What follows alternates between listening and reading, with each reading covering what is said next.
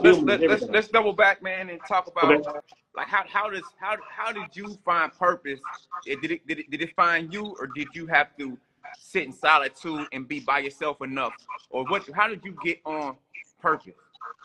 Well, I can say this, man. I can say this, and I remember this so clearly. I can remember when I was for somebody that feels like they're lost and drifting right now and don't have purpose. How can someone find that purpose? Well, this is the thing. This is the thing. Like people attempt to find purpose, and a lot of times we try to find our purpose based on what everybody else is doing. It's like, okay, well, I can identify with what they're doing. I like their mission. I want to do that too. There might be something that fuels you, but that's not really your purpose. When I discover my purpose, I have to ask myself the question, like what is it that, like, when I'm dead and gone, when people are putting me in the grave, what is it that I want people to be saying about me, and what is it that I want to have left the world? Like, how do I want the world to shift? And that became my purpose. What was you know what I mean? Questions? What was those two questions again?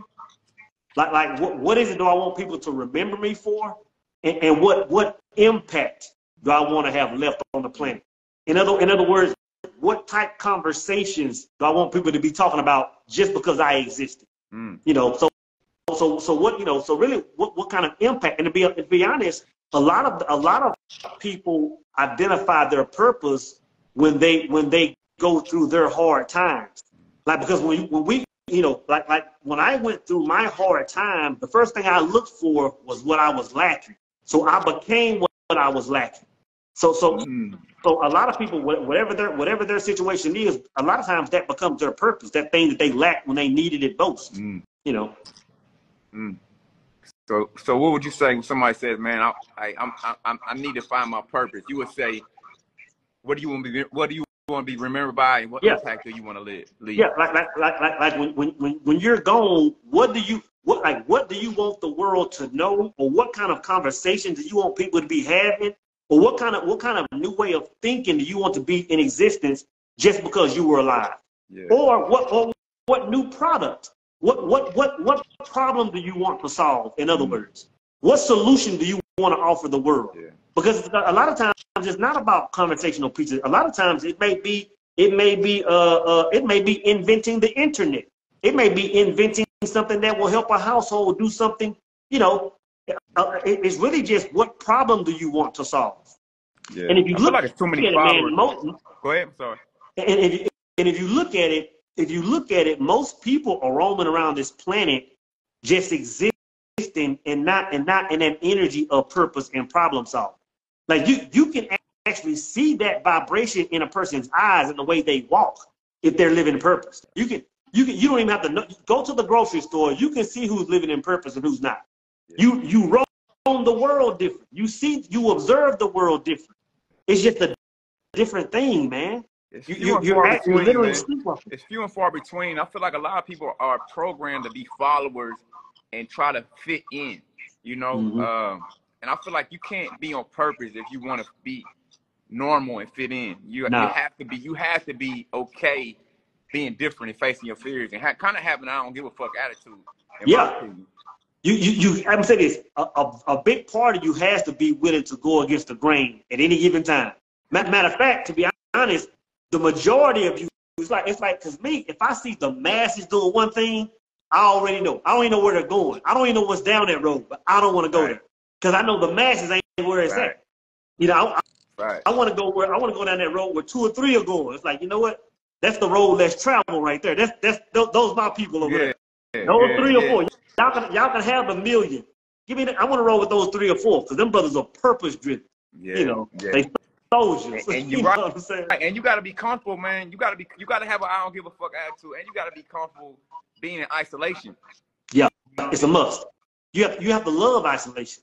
You have to love it because that's where that voice is. You have to love isolation. And the thing is, even the people that you become close with love isolation.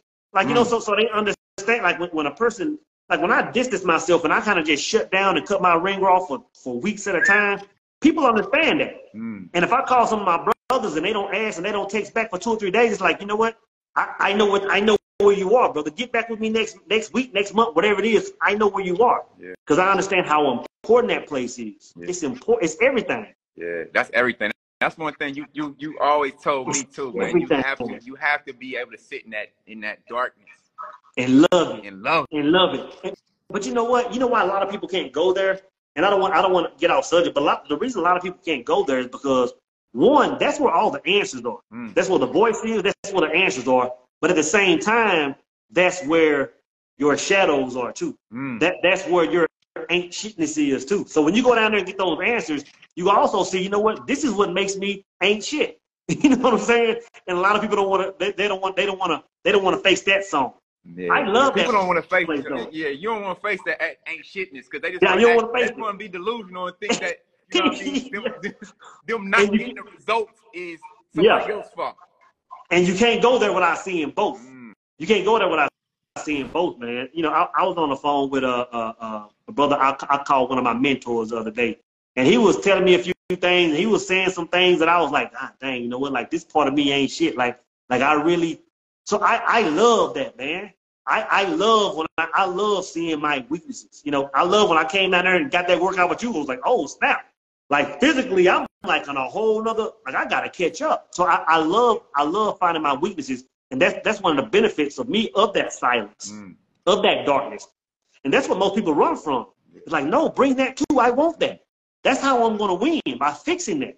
You know, so you love I love it all. You love that silence. You love that darkness. I love it. I love it, man. It's everything. It's everything, bro. It's a drug. It's my drug of choice. Wow.